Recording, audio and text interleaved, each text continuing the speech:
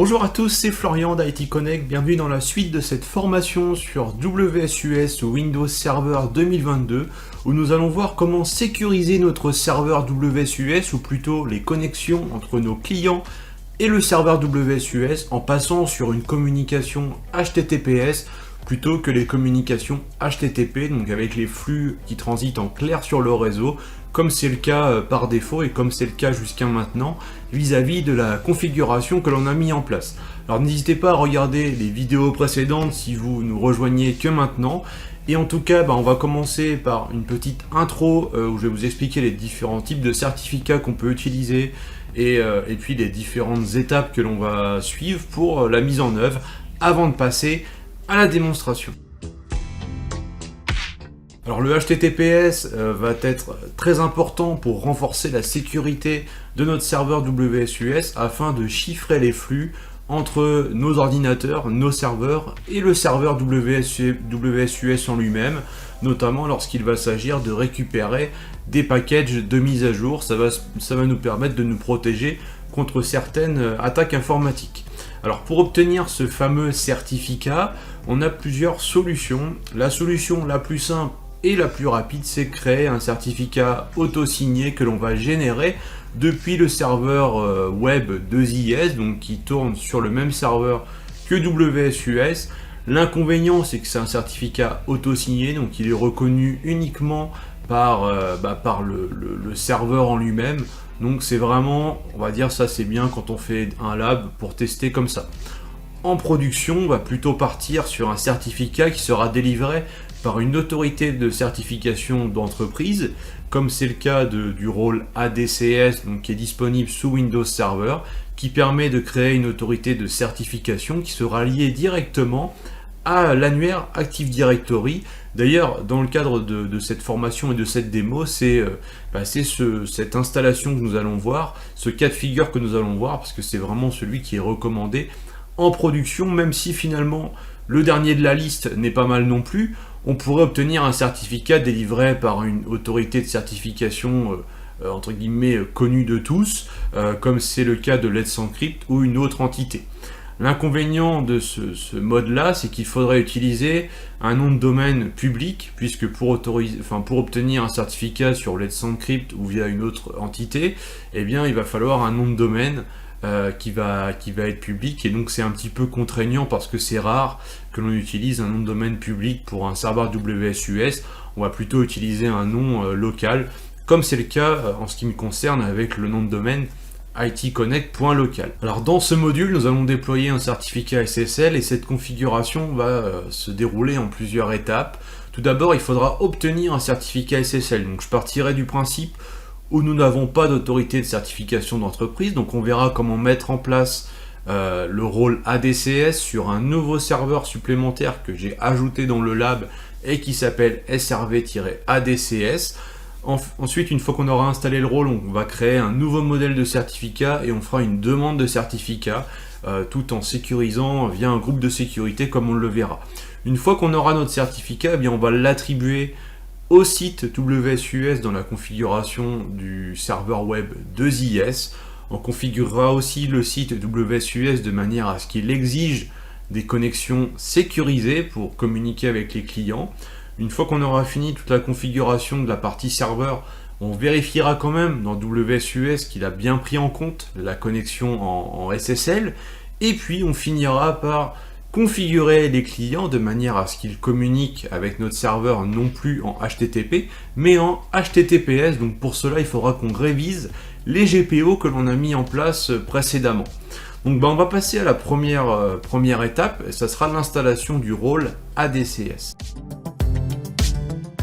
Je suis connecté sur le serveur SRV-ADCS qui est vierge, si ce n'est qu'il a une adresse IP et qu'il est intégré au domaine. Je suis connecté sur ce serveur avec un compte qui est administrateur du domaine et on va ajouter le rôle ADCS. Donc là, c'est vraiment une procédure classique d'installation d'un rôle. Donc on lance l'assistant, on poursuit, voilà, on va jusqu'à rôle de serveur où là on va venir sélectionner le rôle service de certificat Active Directory qui est ici. On ajoute les fonctionnalités pour avoir les consoles qui vont bien et on clique sur suivant pour rentrer dans la configuration du rôle ADCS, si ce n'est qu'il faudra passer l'étape fonctionnalité avant ça. Donc là, on fait suivant, je vous laisserai prendre le temps de lire tout ça. Au niveau des services de ce rôle, on va tout simplement nous partir sur une autorité de certification avec cette fonctionnalité-là. Voilà, donc juste petite parenthèse, l'autorité de certification, donc l'ADCS, peut permettre de délivrer des certificats de différents types, notamment des certificats pour des applications web, donc un site web, un intranet local par exemple, mais aussi des certificats pour sécuriser des connexions bureau à distance, ou encore un certificat pour signer les scripts PowerShell. Enfin, voilà, c'est vraiment très, très intéressant comme rôle et recommandé afin de sécuriser son infrastructure. Donc on lance l'installation en cliquant sur le bouton installer tout simplement. Donc là il installe le rôle et après on aura une première partie de configuration à effectuer. Voilà, c'est fait, donc on clique sur fermer. Ici on a des opérations de post-installation à faire, donc on clique sur le bouton. Ça va lancer un assistant. Donc ici il faut bien s'authentifier avec un compte qui a des droits suffisants, donc admin du domaine. On clique sur suivant. Ici on va configurer uniquement ce rôle parce que c'est le seul qu'on a installé. On clique sur suivant. Là on fait une autorité de certification d'entreprise pour vraiment agir et être intégré à l'Active Directory. Sinon c'est autonome en fait et on ne nécessite pas d'Active Directory. Là on va s'appuyer sur l'Active Directory, ce qui va permettre aussi à ce que nos certificats soient reconnus automatiquement par les machines qui sont membres du domaine. On clique sur suivant. C'est une autorité de certification racine puisqu'on n'a pas déjà une autorité de certification existante sur laquelle on va se rattacher. On clique sur suivant, on va créer une clé privée puisque voilà, on part vraiment de zéro. On laisse les différentes options par défaut. Ici on peut donner un nom, le nom que l'on souhaite à cette autorité de certification. Ce nom-là me va très bien. On fait suivant une fois de plus. Là, donc le certificat généré pour l'autorité de certification, donc le certificat racine, on va dire, sera valable pendant 5 ans. On fait encore suivant. Là, on a l'emplacement de la base de données de certificats. Ok, on valide et on fait configurer. Donc là, il va vraiment initialiser l'autorité de certification. On voit que c'est très rapide. On clique sur fermer et on va passer à l'étape d'après qui va consister à créer un modèle de certificat. Donc, avant de créer le modèle de certificat, on va créer un groupe dans l'Active Directory qui s'appelle de cette manière et qui va nous permettre ensuite de gérer les droits pour inscrire un certificat au niveau de l'autorité de certification en utilisant notre modèle. Donc en fait, ça va permettre de s'assurer qu'il n'y a que le serveur WSUS qui peut demander un certificat correspondant au modèle qu'on va définir. Si jamais on a plusieurs serveurs WSUS, il suffira de venir les ajouter dans le groupe que je suis en train de créer dans mon AD pour leur donner l'autorisation. Donc dans ce groupe, on va venir ajouter dans les membres le serveur WSUS. Donc on fait comme ceci, on choisit le type ordinateur et on recherche SRV-WSUS. Voilà. Donc on l'ajoute dans ce groupe. On valide, donc là normalement si je vérifie il est bien dedans, voilà. Et maintenant je vais rebasculer sur l'autorité de certification pour la suite de la configuration. Me voici connecté sur l'autorité de certification, je lance donc dans outils d'administration Windows, j'ai la console autorité de certification que l'on va lancer pour la première fois et qui va nous permettre de créer notre modèle. Pour cela, on va faire un clic droit sur modèle de certificat gérer. On va rechercher un modèle qui s'appelle serveur web comme ceci, on va faire un clic droit et dupliquer le modèle. Ce qui va nous permettre de l'utiliser comme base en fait pour créer notre propre modèle personnalisé. Et ce modèle en fait permet de gérer des certificats pour des sites web et comme WSUS distribue ses mises à jour via un site web, c'est parfait. On va commencer par l'onglet général, on va nommer ce modèle, donc on va mettre WSUS certificat SSL. On va en profiter pour publier les certificats dans l'Active Directory. On peut ajuster la période de validité éventuellement ici. On voit que par défaut, c'est 2 années. Ensuite, dans l'onglet traitement de la demande, on va autoriser l'exportation de la clé privée. Et on va aller ajuster la sécurité ici pour venir mettre notre groupe que l'on a créé précédemment, donc le groupe GGWSUL CERT SSL. On voit que suite à l'ajout, il a les droits de lecture, mais nous on va lui ajouter les droits pour inscrire un certificat, de manière à ce que depuis le serveur WSUS et donc depuis le 2IS du WSUS, on puisse faire la demande de certificat et l'obtenir directement. Donc on valide comme ceci. Voilà, donc notre modèle, il est bien ici. On va fermer cette première console et on va retourner sur modèle de certificat. On va faire nouveau et modèle de certificat à délivrer. Donc dans la liste, on choisit WSUS certificat SSL, le modèle que l'on a créé juste avant. On clique sur OK et on valide. Maintenant que l'on a fait cette configuration, on va pouvoir passer sur le serveur WSUS pour demander le certificat à partir du serveur WSUS en lui-même. Donc sur le serveur WSUS, on va ouvrir une console MMC, comme ceci. Dans cette console, on va ajouter un composant en fichable, donc qui sera le composant certificat. Donc on double-clique dessus pour l'ajouter, on prend bien le compte d'ordinateur, puisque là on veut agir avec les droits de l'ordinateur, on fait suivant. Et on veut aussi que le certificat soit dans le magasin de l'ordinateur, donc on prend l'ordinateur local. On fait OK. Nous avons ici la liste des différents magasins de certificats de la machine locale. On va se positionner sur personnel, faire un clic droit, toutes les tâches, demander un nouveau certificat. Donc là on a un assistant qui se lance, qui va nous permettre de faire notre propre demande. Donc on va choisir stratégie d'inscription à l'Active Directory. On fait suivant. Là on va cocher le WSUS certificat SSL. Donc il apparaît dans la liste parce qu'en fait on a bien donné les droits tout à l'heure à notre machine pour utiliser ce modèle, mais on va pas faire inscription, de toute façon on ne peut pas, il faut d'abord le configurer, ce certificat que l'on veut obtenir.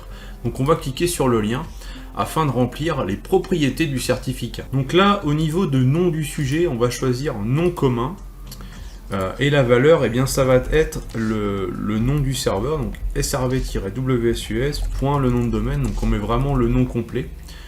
On ajoute l'entrée qui se met comme ça sur la droite, et il nous reste à faire au niveau de la partie autre nom, donc ajouter la partie DNS, et au niveau de la partie DNS on va faire la même chose, on va mettre le nom complet, donc avec le domaine, comme ceci, et on va également mettre uniquement le nom NetBIOS du serveur, donc sans le domaine, srv-wsus. On clique sur ajouter, on obtient cet état de configuration. Ça c'est important de mettre exactement le même nom que le nom du serveur en lui-même, parce que c'est une manière pour les clients de vérifier que la machine qui se présente correspond bien à celle qui est déclarée dans le certificat, et donc de valider la connexion en quelque sorte. Si vous mettez un autre nom qui n'a rien à voir, en fait le certificat il ne sera pas valide. C'est un petit peu comme quand vous allez sur un site internet, il faut que le certificat proposé par le site correspond au nom de domaine, sinon ça ne fonctionne pas. Donc il n'est pas forcément nécessaire de configurer les autres paramètres, donc on fait OK tout simplement, et on clique sur inscription. Donc là il fait l'inscription, donc il communique vraiment avec l'autorité de certification, il me dit que ça a été réussi, donc très bien. On peut même afficher le certificat, on voit qu'il a été délivré à srv-wsus.itconnect.local par mon autorité de certification, et qu'il a une durée de validité de 2 ans, ce qui correspond bien à ce qu'on avait vu lors de la création du modèle. Donc on fait OK, on clique sur terminer. Dans certificat, maintenant dans le magasin de mon serveur, eh bien j'ai le fameux certificat que l'on vient de créer. Donc maintenant on va pouvoir passer à la configuration du site WSUS dans 2IS pour à la fois assigner le certificat mais aussi exiger le SSL pour les communications. Toujours sur le serveur WSUS, nous allons ouvrir la console de 2IS, donc qui est le serveur web. On n'avait pas encore manipulé jusqu'ici, donc on va aller sous le serveur WSUS, donc, qui est le nom du serveur local, et dans la partie site, on voit que l'on a le site par défaut qui est livré avec tous les serveurs 2IS, et le site administration WSUS qui est propre à WSUS. Donc pour le passer en HTTPS, on va faire un clic droit, modifier les liaisons. On voit qu'il y a 2 liaisons, une liaison HTTP, une liaison HTTPS. On va modifier celle en HTTPS de manière à sélectionner un certificat, parce que par défaut, il n'y a pas de certificat. Mais nous, on vient d'en générer un, et donc on va le sélectionner pour l'associer aux connexions HTTPS à destination de ce serveur. Donc on va cliquer sur fermer, mais avant cela, j'attire votre attention sur le numéro de port. On voit bien qu'on est en 8530 pour HTTP et 8531 pour le HTTPS. Donc on fait fermer. Il va falloir maintenant que l'on configure le site de manière à exiger le SSL lorsque les clients vont venir se connecter. Donc pour cela, il faut qu'on clique sur certains modules qui sont ici. Pour aller, donc on va prendre le premier, API Remoting 30. Pour aller dans Paramètres SSL, exiger le SSL, comme ceci. On clique sur Appliquer. Et on répète l'opération pour d'autres parties, mais pas toutes. Donc le client web service également, comme ceci, exiger le SSL, appliquer. Le DSS host web service, voilà, on fait vraiment toujours la même config. Le serveur sync web service, voilà, comme ceci. Et enfin le simple host web service, paramètres SSL, exiger et appliquer. Donc voilà, donc si on veut être sûr, on peut cliquer sur le site, faire redémarrer à droite, comme ça on applique bien la nouvelle configuration, et on va dire que là on a fini de configurer au sein de ZIS. Donc pour finir la configuration, il nous reste une petite chose à faire en PowerShell, pour faire comprendre à WSUS en lui-même qu'il doit travailler en HTTPS. Donc on ouvre une console en tant qu'admin, on se positionne dans le dossier Program File Update Services Tools, de manière à pouvoir accéder à l'outil WSUS utile.exe, qu'on va utiliser avec l'option Configure SSL suivi du nom du serveur, donc le nom complet avec le domaine. Voilà, comme ceci.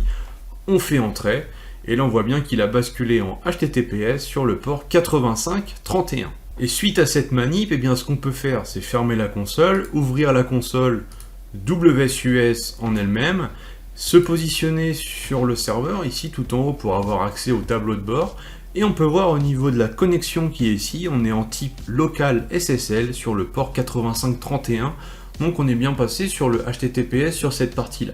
Donc il nous reste une dernière étape très importante, la configuration des clients de manière à ce qu'ils utilisent le protocole HTTPS pour communiquer avec le serveur WSUS.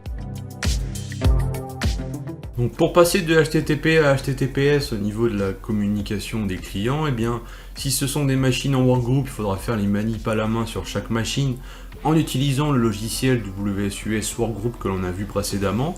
Mais pour toutes les machines qui sont dans le domaine, on va pouvoir passer par les GPO et finalement on va modifier la GPO WSUS-paramètres communs que l'on avait créé précédemment et qui s'appliquait à toutes nos machines et qui définissait en fait la connexion, l'adresse de connexion au serveur WSUS.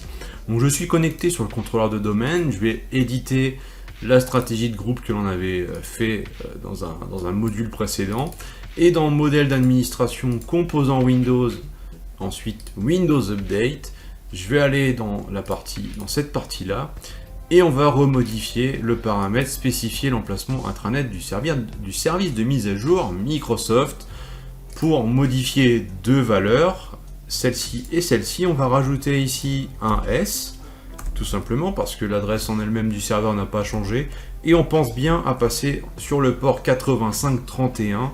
Donc on fait ça également ici, voilà.